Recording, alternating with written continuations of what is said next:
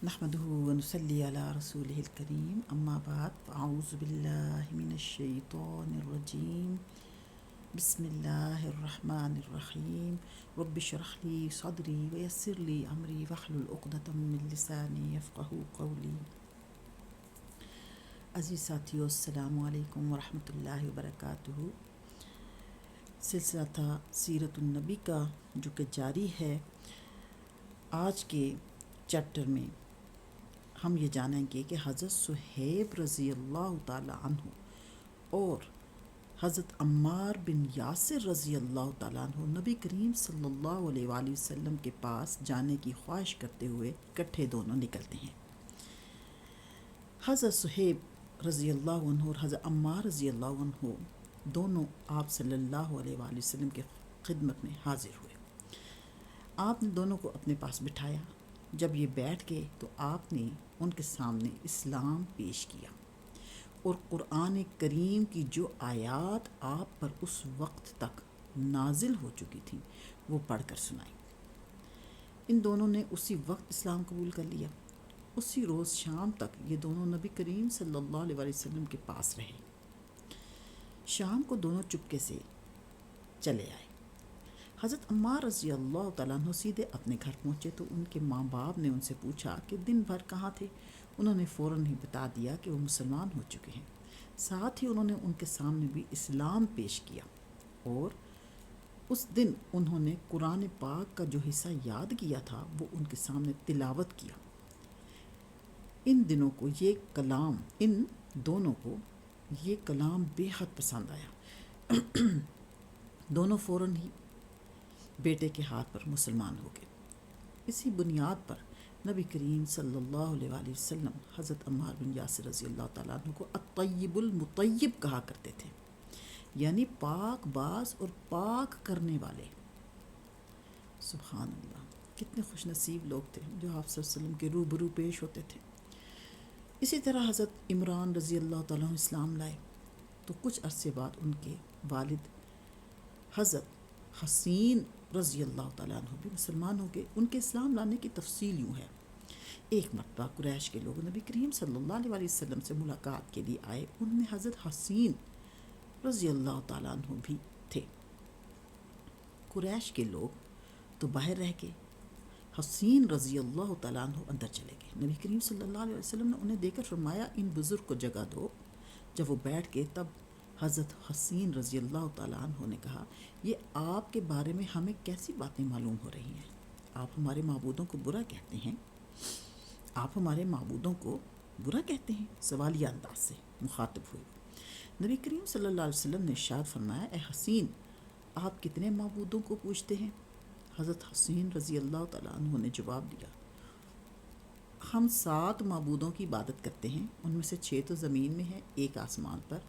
اس پر آپ نے فرمایا اور اگر آپ کو کوئی نقصان پہنچ جائے تو پھر آپ کس سے مدد مانگتے ہیں؟ حضرت حسین بولے اس صورت میں ہم اس سے دعا مانگتے ہیں جو آسمان میں ہے۔ توجہ دیجیے ساتھیو، جو آسمان میں ہے۔ یہ جواب سن کر آپ نے فرمایا وہ تو تنہا تمہاری دعائیں سن کر پوری کرتا ہے اور تم اس کے ساتھ دوسروں کو بھی شریک کرتے ہو۔ اے حسین، کیا تم اپنے اس شرک سے خوش ہو؟ اسلام قبول کرو، اللہ تعالیٰ تمہیں سلامتی دے گا۔ حضرت حسین رضی اللہ تعالیٰ عنہ سنتے ہی مسلمان ہو گئے۔ اسی وقت ان کے بیٹے حضرت عمران رضی اللہ تعالیٰ عنہ اٹھ کر باپ کی طرف بڑھے اور ان سے لپٹ گئے۔ اس کے بعد حضرت حسین رضی اللہ عنہ نے واپس جانے کا ارادہ کیا تو آپ نے اپنے صحابہ اکرام رضی اللہ عنہم سے فرمایا انہیں ان کے گھر تک پہنچا کر آئے۔ حضرت حسین رضی اللہ عنہ جب دروازے سے باہر نکلے تو وہاں قریش کے لوگ موجود تھے۔ انہیں دیکھتے ہی بولے لو یہ بھی بے دین ہو گیا، یعنی اس نے بھی اپنا دین چھوڑ دیا، مطلب جو مشرکانہ دین تھا اس کو چھوڑ دیا۔ اس کے بعد وہ سب لوگ اپنے گھروں کو لوٹ گئے اور صحابہ اکرام نے حسین رضی اللہ عنہ کو ان کے گھر تک پہنچایا۔ اسی طرح 3 سال تک نبی کریم صلی اللہ علیہ وآلہ وسلم خفیہ طور پر تبلیغ کرتے رہے۔ اس دوران جو شخص بھی مسلمان ہوتا تھا وہ مکہ کی گھاٹیوں میں چھپ کر نمازیں ادا کرتا تھا۔ پھر ایک دن ایسا ہوا کہ حضرت سعد بن ابی وقاص رضی اللہ عنہ کچھ دوسرے صحابہ کے ساتھ مکہ کی گھاٹی میں تھے کہ اچانک وہاں قریش کی ایک جماعت پہنچ گئی۔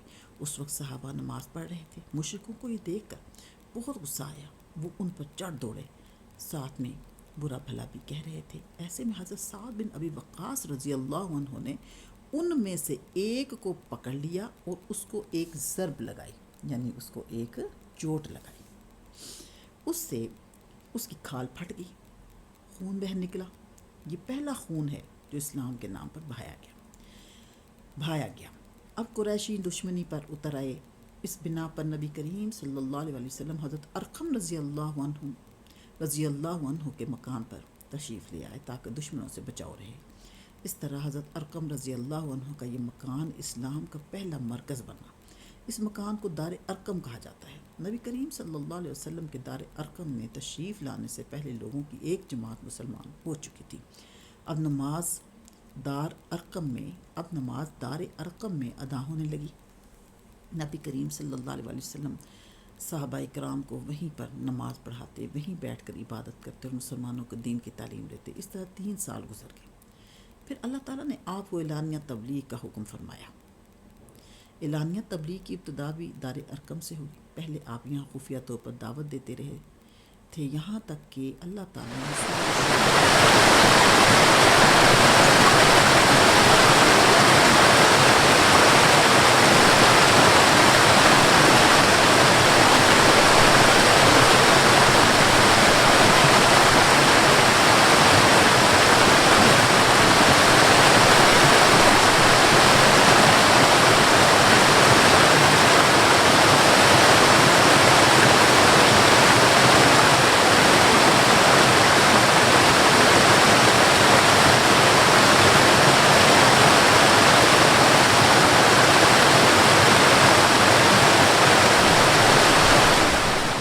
آپ کی پھوپھیوں نے کہا ضرور جمع کریں، مگر ابو لہب کو نہ بلائیے گا، کیونکہ وہ ہرگز آپ کی بات نہیں مانے گا۔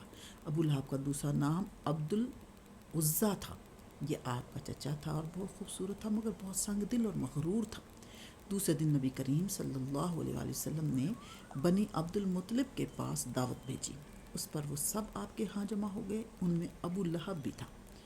اس نے کہا کہ تمہارے چچا اور ان کی اولادیں جمع ہیں، تم جو کچھ کہنا چاہتے ہو کہو اور اپنی بے دینی کو چھوڑ دو۔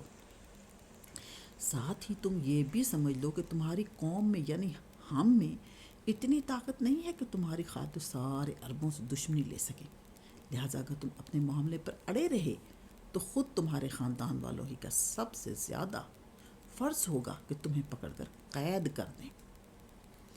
یہ الفاظ کس کے ہیں؟ ابو لہب کے۔ بول رہا ہے وہ کس کو مخاطب کر کے؟ نبی کریم صلی اللہ علیہ وسلم کو۔ سب کو پکڑ کر قید کر دیں، کیونکہ قریش کے تمام خاندان اور قبیلے تم پر چڑھ دوڑیں۔ اس سے تو یہی بہتر ہوگا کہ ہم ہی تمہیں قید کر دیں۔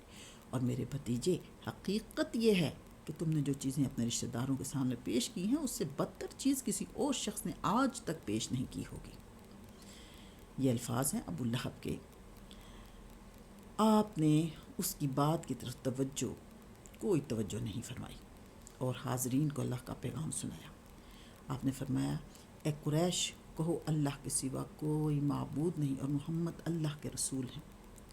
آپ نے ان سے یہ بھی فرمایا، اے قریش، اپنی جانوں کو جہنم کی آگ سے بچاؤ۔ وہاں صرف آپ کے رشتہ دار ہی جمع نہیں تھے، بلکہ قریش کے دوسرے قبیلے بھی موجود تھے۔ اس لیے آپ نے ان کے قبیلوں کے نام لے کر انہیں مخاطب فرمایا، یعنی آپ نے یہ الفاظ ادا فرمائے، اے بنی ہاشم، اپنی جانوں کو جہنم کے عذاب سے بچاؤ۔ اے بنی عبد الشمس، اپنی جانوں کو جہنم کی آگ سے بچاؤ۔ اے بنی عبد مناف، اے بنی زہرہ، اے کعب بن لوی، اے بنی مرو بن کعب، اپنی جانوں کو جہنم کی آگ سے بچاؤ۔ اے صفیہ، محمد کی پھوپھی، اپنے آپ کو جہنم کی آگ سے بچاؤ۔ ایک روایت کے مطابق آپ نے یہ الفاظ بھی فرمائے، نہ میں دنیا میں تمہیں فائدہ پہنچا سکتا ہوں، نہ آخرت میں کوئی فائدہ پہنچانے کا اختیار رکھتا ہوں، سوائے اس صورت کے کہ تم کہو لا الہ الا اللہ۔ چونکہ تمہاری مجھ سے رشتہ داری ہے، اس لیے اس کے بھروسے پر کفر و شرک کے اندھیروں میں گم نہ رہنا۔ اس پر ابو لہب آگ بھگولا ہو گیا۔ اس نے تلملا کر کہا، تو ہلاک ہو جائے، کیا تو نے ہمیں اسی لیے جمع کیا تھا؟ پھر سب لوگ چلے گئے۔